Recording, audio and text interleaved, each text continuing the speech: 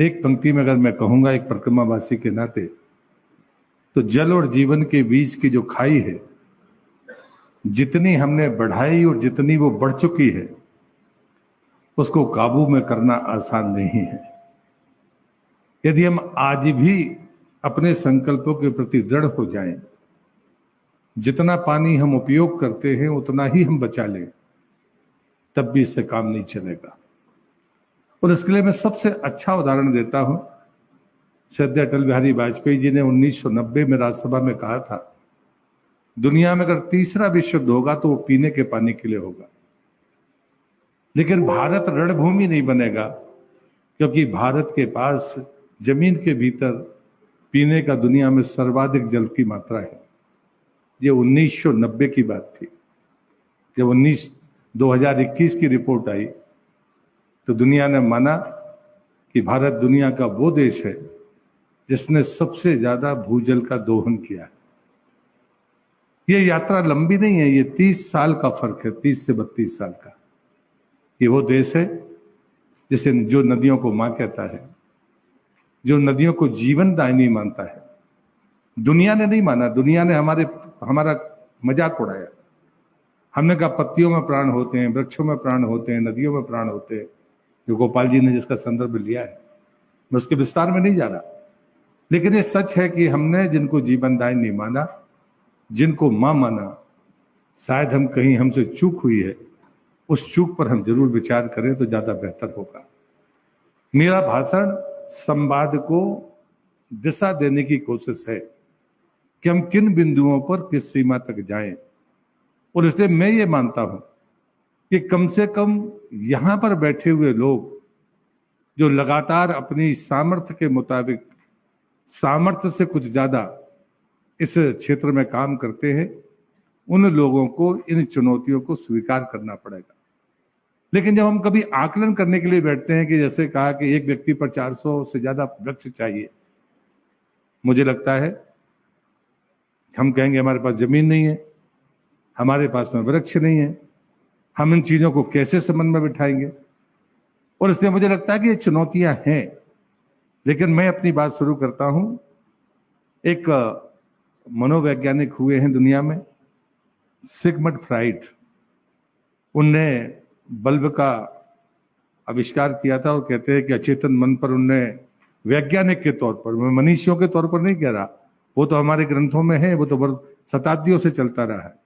लेकिन जिनको मान्यता दी जाती है कि अचेतन मन ने काम किया, कहते हैं उनके एक मित्र उनके घर पर आए, उन्हें सत्कार किया, भोजन कराया, विश्राम के लिए कमरे में छोड़कर चले आए, लेकिन बल्ब जल रहा था। उनको इतना अंदाजा नहीं था कि ये बिजली का बल्ब है, उस अनुसंधान की उनको बहुत जानकारी नहीं थी। कहते हैं कि जब वो सुबह उठे तो अपने मित्र से पूछा कि नींद कैसे आई। मित्र ने कहा कि मैं इसे बुझाता रहा, लेकिन ये रात भर बुझा नहीं, क्योंकि उनको लालटेन की आदत थी जो फूंक मारकर बुझाई जाती थी। वो बल्ब था, बहुत तेजी से वो कोशिश करते रहे, लेकिन वो बल्ब बुझा नहीं। फ्राइड को उस बात का अफसोस हुआ। उन्होंने कहा कि परिवर्तन हो गया है, अब फूंक से ये नहीं बुझेगा, बटन से बुझ जाएगा। मुझे लगता है आज काम करने वाले लोगों को इस परिवर्तन को स्वीकार करना पड़ेगा। हमारे सामने जो चुनौतियां हैं, वो चुनौतियां इतने विकराल रूप में है कि यदि हमने उस गति से काम किया तो हम समाधान की तरफ आगे नहीं बढ़ सकते। पहला निवेदन मेरा आपसे ये है। दूसरी बात मैं कहता हूं कि मैं जब नर्मदा परिक्रमा कर रहा था तो पूरी दुनिया जानती है कि भगवान मार्कंडेय जी ने 32 वर्ष में नर्मदा परिक्रमा की। फिर उसके बाद में गौरीशंकर जी महाराज का प्रमाप मिलता है, जिनने 3 साल 3 महीने 13 दिन की परिक्रमा का प्रमाप दिया। मेरे आराध्य परम पूज्य शिवावसि जी, वो भी जीवन भर परिक्रमा करते रहे, लेकिन उन्होंने गौरीशंकर जी महाराज के प्रमाप को भी पालन किया और मार्कंडेय जी के प्रमाप का भी पालन किया। मैं इस बात में नहीं कह रहा, मैं तो ये कह रहा हूं कि जब मार्कंडेय जी थे तब पर्यावरण का संतुलन खराब नहीं था, जल और जीवन के बीच में ये अंतर नहीं था, तब वो नर्मदा की परिक्रमा 32 वर्ष लगाते थे। जब और भी हम नीचे आ गए, वो अंतर बढ़ गया, तो गौरी शंकर जी महाराज ने कहा कि 3 साल 3 महीने 13 दिन। लेकिन आज हम जब भीषण संकट में हैं तो हम 100 दिन को पार नहीं करना चाहते। जहां पर मुझे लगता है कि हमें मार्कंडेय जी से दुगना समय नदी के किनारे किसी व्यक्ति को देना चाहिए, वहां हम पल भर देकर अपनी जिम्मेदारी पूरी करना चाहते हैं। कृपया इससे बचने की कोशिश करिए, इस अहंकार से बाहर आइए तो अच्छा होगा। हम कभी बार पंचतंत्र की कहानियां भी पढ़ते हैं और उसमें कहते हैं कि हाथी को देखा, किसी ने पूंछ पकड़ ली, किसी ने सूंड पकड़ ली और अपना मन बना लिया। नर्मदा को जब तक, या किसी नदी को, उसकी सहायक नदियों और उसकी भी डिस्ट्रीब्यूटरी के साथ जब तक आप देखेंगे नहीं, आप सही फैसला नहीं कर पाएंगे। मेरी दूसरी विनती आपसे ये है। तीसरी बात मैं कहता हूं कि जब कभी हम नदियों के बारे में सोचते हैं, जिसको एक हिस्से को गोपाल जी ने छुआ है, कि हमें लगता है कि नदी का जो जल है वो सब एक सा ही है। आपके गांव में अगर 7 हैंडपंप हैं, उनका अगर जांच कराएंगे तो 7 का पानी अलग अलग निकलेगा। अगर आप नदी की बात करते हैं तो नदी का तो स्रोत भी अलग है। नदी की जो परिस्थिति है उसमें स्वरूप अलग है, स्वाद अलग है, उसकी संस्कृति और उसका सोच अलग है, उसकी सुंदरता अलग है। हम उन सब बातों को एक नजरिए के साथ में नहीं देख सकते। ये मेरा आपसे तीसरा निवेदन है। और कहीं ना कहीं हर नदी के किनारे एक संस्कृति पैदा होती है। जब एक नदी मरती है तो एक संस्कृति भी मरती है। न जाने कितनी संस्कृतियों की हमने हत्या करने का पाप किया है, उनको विलुप्त होते हुए हमने देखा है। इतिहास इस बात का गवाह है और इसलिए मुझे लगता है कि इस पर भी आपको पूरी दृढ़ता के साथ मनन करना होगा और उसकी चिंता करनी होगी।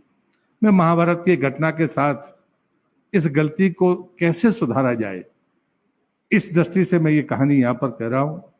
कहते कि पांडु को जब वो शिकार खेलने गए और जब उनने प्रेमालाप करते हिरण का वध किया, तो जब नर मर गया तो माता ने श्राप दिया कि जब भी तुम काम उत्तेजना की स्थिति में होगे तो तुम्हारी मृत्यु तय है। वो श्राप पांडु को परेशान करता रहा। पांडु सामर्थ्यवान थे और उस भटकाव में वो जंगल में जब गए तो उनको एक ऋषि मिले, तो ऋषि से उन्होंने अपना कष्ट बताया। ऋषि ने कुछ और नहीं कहा, ऋषि ने सिर्फ इतना ही कहा कि जैसे तुम पैदा हुए हो वैसे ही तुम्हारी संतान पैदा होगी। और बाद में इतिहास गवाह है कि हम पांडवों को उनके रूप में देखते हैं। मैं आपसे विनती करता हूं, गलती पुरखों ने की होगी लेकिन वो सुधरेगी वैसे ही जैसे हमारे पुरखों ने सुधारी है। हम विज्ञान के इन पैमानों से इन कमियों को दूर नहीं कर सकते, ऐसा मैं सोचता हूं। मैं आखिरी में एक बात कहकर अपनी बात को समाप्त करूंगा। H.G. वेल्स, ये भी एक दार्शनिक थे जिनने इतिहास लिखने का काम किया। दार्शनिक होने के बाद उनने इतिहास लिखने का काम किया और उन्होंने कहा कि इतिहास में अशोक सबसे बुद्धिमान और श्रेष्ठ शासक थे। और जब उनसे कारण पूछा गया तो उन्होंने कहा कि मैंने दुनिया भर के तमाम महापुरुषों की जीवनी को पढ़ा है, लेकिन मुझे अशोक से ज्यादा ताकतवर, अशोक से ज्यादा बुद्धिमान और अशोक से ज्यादा क्रांतिकारी कोई दूसरा व्यक्ति नहीं मिला। जब उनसे कारण पूछा गया कि आपने उनमें क्या देखा, तो उन्होंने कहा कि अशोक को एक घटना ने पूरी तरह से बदल दिया और उसके बाद एक ऐसा महारथी जो अजय था, उसने कभी शस्त्र नहीं उठाए और जिसके लिए उसने युद्ध जीता उसके सामने घुटने टेक कर क्षमा मांगी और अपने जीवन का रास्ता बदल दिया। मित्रों, हम हर दिन एक परिवर्तन को देखते हैं, वो सफलता के रूप में हो, असफलता के रूप में हो, लेकिन हम कभी भी अपने जीवन में उन परिवर्तनों को स्वीकार नहीं कर पा रहे हैं। संकल्प एक बार होता है, जीवन में बार बार संकल्प नहीं होते। मेरे आराध्य परम पूज्य श्री वासी जी कहते हैं संकल्प में विकल्प नहीं होता, और साथ में चेतावनी देते हैं कि संकल्प में अगर विकल्प खोजा गया तो महानतम कार्य रुक जाएंगे। ये महान कार्य हमारे लिए नहीं है, ये महान कार्य आने वाली पीढ़ी के प्रति हमारे अभिभावक की तरह होने वाली जिम्मेदारी को पूरा करने का संकल्प। हम इससे मुंह नहीं मोड़ सकते और इसलिए मुझे लगता है कि गलतियों को सुधारना। और इसलिए एक बार मेरे आराध्य परम पूज्य श्री वासी जी ने मुझसे प्रश्न किया था, युग परिवर्तन का काट सिद्धांत क्या है? मूल सुधार या भूल सुधार। मैं चुप रहा था, बाद में उन्होंने कहा था ये प्रश्न ही गलत है, दुर्भाग्य से इसके लिए सावधान रहिए। हमारे सामने जो प्रश्न प्रस्तुत होते हैं वही अधूरे हैं, आप उत्तर सही नहीं ढूंढ सकते। युग परिवर्तन का अकाट्य सिद्धांत है मूल सुधार और भूल सुधार। भूल सुधार के लिए हम कोशिश कर रहे हैं, लेकिन मूल सुधार के लिए पीढ़ियों को खपाना होगा। बिना संस्कार के वो पीढ़ियां आने वाले समय तक काम नहीं करेंगी। अगर कोई गलती हमसे हुई है तो वो भी हमारी पहली जो पीढ़ियां रही हैं उनसे भूलें हुई होंगी। उन भूलों को सुधारने का हम काम करें, और जो मूल था, चाहे हम मार्कंडेय जी को माने या हमारी सनातन परंपरा को माने, उस मूल के साथ जीने की आदत डालिए तो जल और जीवन के बीच का ये अंतर जरूर पड़ जाएगा। शायद हमारी आंखों के सामने भी पड़ सकता है। मैं यही शुभकामना के साथ आज अनिल जी के चरणों में विनम्र श्रद्धांजलि अर्पित करते हुए कहूंगा कि आपने एक विचार दिया था, आपने स्मृतियां अशेष करने का संकल्प लेकर आप चले गए। आपने कहा है तो हो सकता है कि आपकी का स्मारक बनाने में सबका निषेध रहेगा, क्योंकि आपकी इच्छा की पूर्ति होनी चाहिए, लेकिन आपके विचार ने जो ताकत दी है वो सार्थकता के मुकाम तक पहुंचे। ये अधिकार यहाँ पर बैठे हुए लोगों को भी है और जो बाहर हैं उनके पास भी है। ये सतत चलने वाली प्रक्रिया में हम भागीदार बने और उसे मूर्त रूप देने का काम करें।